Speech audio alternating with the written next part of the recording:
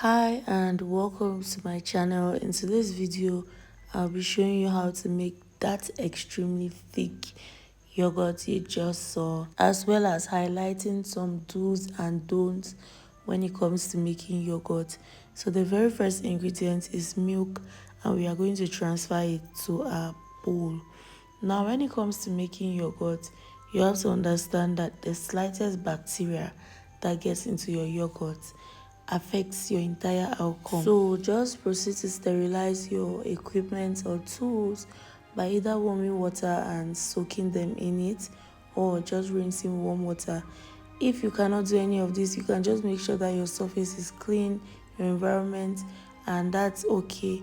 So now after adding our milk to our bowl, we are going to add hot water and mix properly. I'll be using a whisk so I can mix well. Now I made yogurt in the previous video, and this is 1 cup which has been refrigerated. I'll be using it. This is to attest to the fact that Greek yogurt can be frozen. The Greek yogurt you just saw, we are going to be using it as our culture. So we are going to transfer it to a bowl and add some diluted milk to it in order for it to dissolve quickly, and we are going to give it a good mix. Now the second do is to mix your culture separately. Mix it in a separate bowl before adding it to your yogurt. Mix it separately. That depends on if you want to achieve this particular yogurt I'm making. Now we are going to strain it. This takes us to the third do. Whatever I say do, the opposite is don't. So make sure to always strain your yogurt to remove these lumps that you can find in it, else your yogurt might actually be so rough. Stand this pot on the fire and heat your milk. Now how will you know if it's okay? You're going to dip your finger into it, and if it does not burn you, then it is okay. It should be warm, bearable, and after that we are going to let it cool off and add our culture. Give it a good mix and transfer into our flask. Now that brings us to the third or fourth, I don't know where I am. Make sure that you use plastic bowls when it comes to your yogurt. Plastic bowls, your flask is plastic, abi, so use it, and make sure that you seal properly. So you can find yourself a plastic wrap like this, or you could use even a nylon. Just cover so the heat is trapped, and keep it in a very warm area. This yogurt was hot until morning. I remember my mother saying, "Oh, there's something you're cooking in your room. What is that?" And I said, "Yogurt." She said, "Now, wow." Actually, she did not believe that it was still very hot in the morning. So you have to make sure to keep it in a very warm place. And also, I love to say that you see the time frame of making yogurt where they say 8 hours. You can increase it.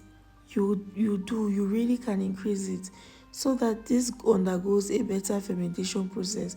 You can increase it to 10 hours, especially if you do not like yogurt that tastes sour. So you don't need to increase it for so many hours. You can just increase it more. If they say 8, do 10. If they say 10, do 12. So that's just it. Now this is our yogurt, and this is what we have. Also, the quantity of water you use contributes. Now in my previous video, I made that Greek yogurt with just a cup of milk and 3 cups of hot water. So that will do the maths for you. Not forgetting our milk, which is the most important factor. You have to make sure you buy full cream milk. If you go to the market to buy measuring milk or measured milk, then you should tell them that you want milk for yogurt. They will sell it to you. I remember one time where I stated I needed milk in the market to make yogurt. They told me that they have LP and they have tea milk. Tea milk is the one that is usually used to drink tea. That is tea milk. The LP is much more expensive than the tea milk. So if you do not know, ask them. You can equally use brands like Nido.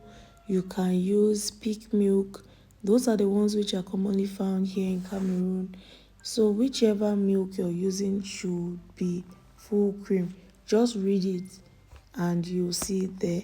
Now, in order to achieve that stone yogurt effect, we are going to grab a cheesecloth and we are going to strain the water out of this yogurt. I'll equally show you guys what I'll do in my way.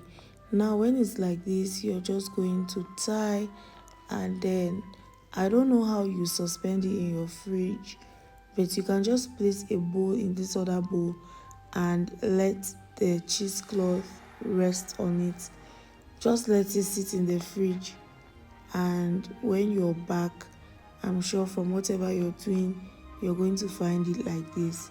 All of the water is out, and you can either proceed to blend this or just mix it with a whisk. You've seen the way, and I'll show you guys how I used it.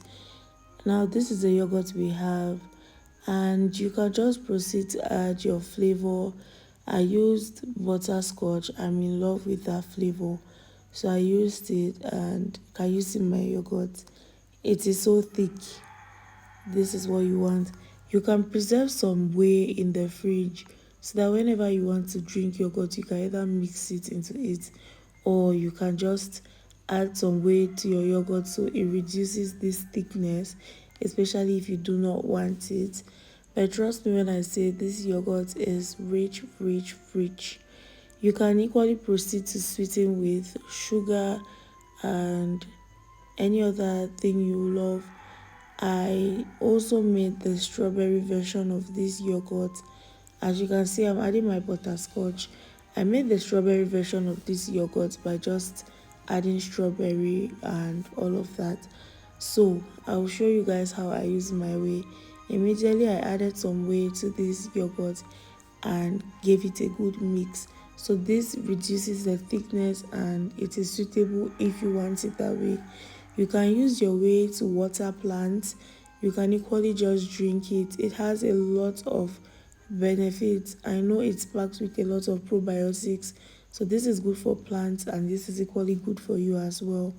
Now, to show you guys the yogurt I made, the strawberry version, this is it. Thank you guys so much for watching. Please do not forget to subscribe, and I'll see you in my next video. Bye.